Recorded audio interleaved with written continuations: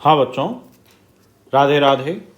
अब हम पैरेलल और परपेंडिकुलर लाइन के स्लोप्स के बारे में समझते हैं। मान लीजिए हमारे पास में दो पैरेलल लाइंस हैं L1 और L2। अगर ये लाइंस पैरेलल हैं, इसका मतलब ये x एक्सिस के साथ इक्वल एंगल्स बना रही हैं। तो यहाँ पर हमारे पास में θ1 equal to θ2 equal to theta हो गया। तो अगर θ1 इक्वल टू θ2 है तो tan of θ1 equal to tan of θ2 होगा। इसका मतलब अगर लाइंस पैरेलल हैं तो उनके स्लोप्स आपस में इक्वल होते हैं। ठीक है। अब यहाँ पर हमने कहा कि ये L1 और L2 लाइन परपेंडिकुलर है और L1 लाइन x एक्सिस से थीटा एंगल बना रही है।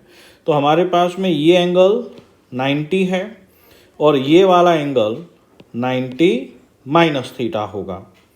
अब ये वाला एंगल हमने अल्फ़ा मान लिया, तो ये स्ट्रेट लाइन है। इसका मतलब अल्फ़ा की वैल्यू निकालने के लिए हम 90 minus theta plus alpha equal to 180 करेंगे। तो अल्फ़ा इक्वल टू क्या हो गया, 180 minus 90 plus theta, hence alpha equal to 90 plus theta. तो हमारे पास में अब ये वाला एंगल 90 प्लस थीटा रहेगा। तो अब यहाँ पर हमारे पास में θ1 इक्वल टू तो थीटा है, लेकिन θ2 की जगह पर हमारे पास एंगल 90 प्लस थीटा है। तो tan ऑफ θ1, तो m1 tan ऑफ θ1 मतलब tan थीटा, तो m2 जो होगा वो tan ऑफ 90 प्लस थीटा होगा। अब 90 प्लस थीटा मतलब सेकेंड क्वाड्रेंट है। सेकेंड क्वाड्रेंट में tan का रिजल्ट नेगेटिव होता है और 90 पर इंटरचेंज आता है, तो ये माइनस कॉट थीटा हो गया। तो अगर हम m1 और m2 का मल्टीप्लाई करते हैं तो m1 m2 इक्वल टू -1। तो ये हमारे पास में अगर दो लाइन परपेंडिकुलर हैं तो उनके स्लोप का कंडीशन ऐसा होता है कि उनके स्लोप का प्रोडक्ट -1 होता है। तो हमें ये समझ में आ गया। यहाँ पे देखिए θ2 इक्वल टू 90 प्लस थीटा, तो दोनों का प्रोडक्ट -1 होता है। अब हम यहाँ पे एक सवाल लेते हैं कि हमें उस लाइन का इक्वेशन लेना है जो कि -2, 4 से जाए और इस एक लाइन के परपेंडिकुलर हो। तो हम ये सवाल समझते हैं।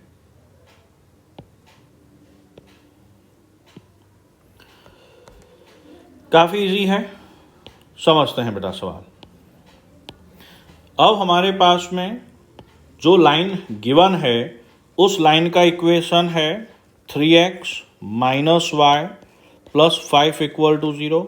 हमने इसमें y को सब्जेक्ट बना दिया, तो y equal to 3x plus 5। तो इस लाइन का जो स्लोप है वो है 3। अब हमें लाइन चाहिए जो कि इस लाइन के परपेंडिकुलर हो, तो उस लाइन का स्लोप माना कि m2 है और अगर ये दोनों लाइंस आपस में परपेंडिकुलर हैं तो इनके स्लोप का प्रोडक्ट -1 होना चाहिए। तो 3m2 इक्वल टू -1, तो m2 इक्वल टू -1/3।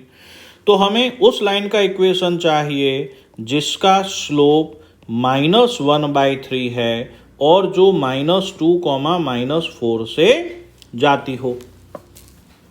तो 1 पॉइंट फॉर्म, यहाँ पर हम लाइन का 1 पॉइंट फॉर्म यूज लेंगे। तो इस 1 पॉइंट फॉर्म का इक्वेशन होता है y minus y1 equal to m times of x minus x1।